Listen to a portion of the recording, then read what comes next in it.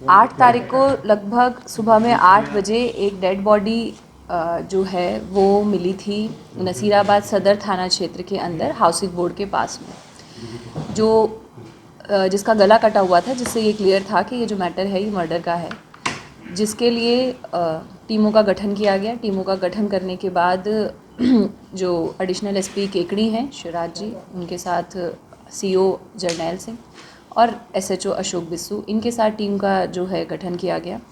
गठन करने के बाद पता करने की कोशिश की गई कि इस पूरी घटनाक्रम को किसके अंजाम दिया गया है। अलग अलग टीमों के द्वारा साक्ष्य संकलित किए गए, जिसके अंदर टेक्निकल टीम भी थी, फील्ड में इंटेलिजेंस कलेक्ट करने वाली टीम भी थी, और इसके साथ साथ जो पूछताछ करने के लिए अलग टीम गठित की गई, सीसीटीवीज इत्यादि। 12 बीएससी या बीटेक के बाद मर्चेंट नेवी ज्वाइन करके कमा सकते हैं लाखों करोड़ों के पैकेज। ज्वाइन करने के लिए संपर्क करें सी हेवन कोचिंग संस्थान अजमेर, कैप्टन विशाल सिंह रावत द्वारा संचालित। गठित की गई सीसीटीवीज इत्यादि चेक करने के लिए अलग टीम गठित की गई, और पूरे घटनाक्रम में बात जो निकल के आई है वो ये निकल के आई है, जो मृतक था जिसका नाम मस्तान चीता था, उसकी पत्नी ने अपने प्रेमी के साथ मिलकर इस घटना को अंजाम दिया था।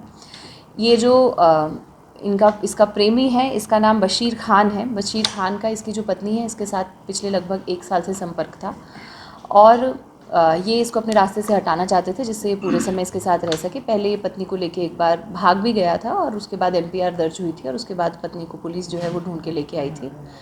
अब इन्होंने बहुत ही चालाक तरीके से उस मृतक को एक सुनसान जगह पर बुलाया, और कि उसको पैसों की आवश्यकता थी कि तुम आओगे तो तुम्हें पैसे वहाँ पर दे देंगे, इस बात को कह के बुलाया। बुलाने के बाद जैसे कि शराब का सेवन करवाया। शराब के सेवन के बाद जब वो बेहोशी की हालत में हो गया, तब उसके ऊपर वार करके उसका मर्डर कर दिया गया।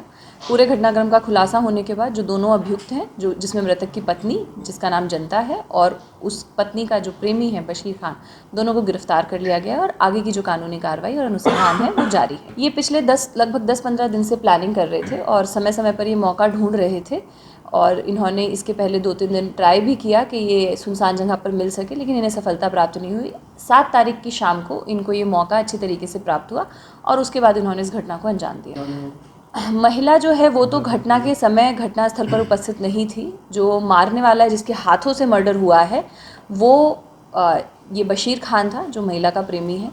हालांकि जो इनकी कॉन्स्पिरेसी थी वो दोनों ने मिलके बनाई थी, और जो मर्डर का वेपन है वो एक चाकू था जिससे गले पर वार किया गया था। वो वहीं पर मौके पर पुलिस टीम को उस समय पर ये जो फेंक के चला गया था वो मिल गया था, और बाकी का जो घटनाक्रम है वो अनुसंधान किया जा रहा है। नहीं, मर्डर जिस जगह पर बॉडी मिली है उसी जगह पर हुआ है, और जैसा कि मैंने कहा कि ये जो मृतक है उसको पैसों की आवश्यकता थी, तो इसने जो ये बशीर खान है इसने उससे बात की, जो मृतक है उससे, इसकी पत्नी के फ़ोन से बात हुई थी, और बताया कि तुम यहाँ आ जाओ, तुम्हें जो पैसों की आवश्यकता है मैं तुम्हें पैसे दे दूँगा। तो इस बात पर उसको बुलाया। बुलाने के बाद जैसे सामान्यतः होता है कि शाम के समय वो अपना डिफेंड करने में सक्षम नहीं था, और उस समय पर उसने इसको प्राण के घात उतार दिया। संपर्क की जानकारी जो है, बाकी तो काफ़ी कुछ चीज़ें अनुसंधान का विषय है, लेकिन हम ये मान सकते हैं कि एटलीस्ट इतना तो पता ही था कि संपर्क में है, क्योंकि पहले भी पत्नी जो है वो उसके साथ चली गई थी, और उसके बाद एमपीआर भी दर्ज हुई थी, और तब वो वापस आई थी। जैसा कि मैंने कहा, पहले तो एक चीज़ तो ये थी कि शक भी था, क्योंकि इनके जो संपर्क के बारे में जब आस पड़ोस से पता किया गया, तो क्योंकि पत्नी का अफेयर चल रहा था, तो ऐसे में पुलिस को शक भी होता है। इसके साथ हमारी टेक्निकल टीम ने, सीसीटीवी टीम ने, सभी ने जो एविडेंस गैदर किए, हर एक एविडेंस जो है वो इन्हीं की तरफ पॉइंट कर रहा था, और उसके बाद इन्वेस्टिगेशन करने पर और साइंटिफिक तरीके से पूछताछ करने पर इन्होंने अपना पूरा का पूरा जुर्म कबूला, और इन्होंने कन्फेस किया कि किस तरीके से इन्होंने इस पूरी घटना को कारित किया है। अब पुलिस जो है सारे एविडेंस, ठोस सबूत इकट्ठा करके फाइल बना के इनके खिलाफ कानूनन कार्रवाई जो है वो जितनी सख्त से सख्त हो उसके लिए प्रयास रहे। आपराधिक रिकॉर्ड अभी तक इस प्रकार का कोई आपराधिक रिकॉर्ड इनके खिलाफ सामने नहीं है। अभी तक के अनुसंधान में इन्हीं दोनों के नाम सामने आए हैं। आगे अनुसंधान में अगर कोई सामने आता है तो अग्रिम कार्रवाई की जाएगी, लेकिन अभी तक इन्हीं दोनों की भूमिका आई है।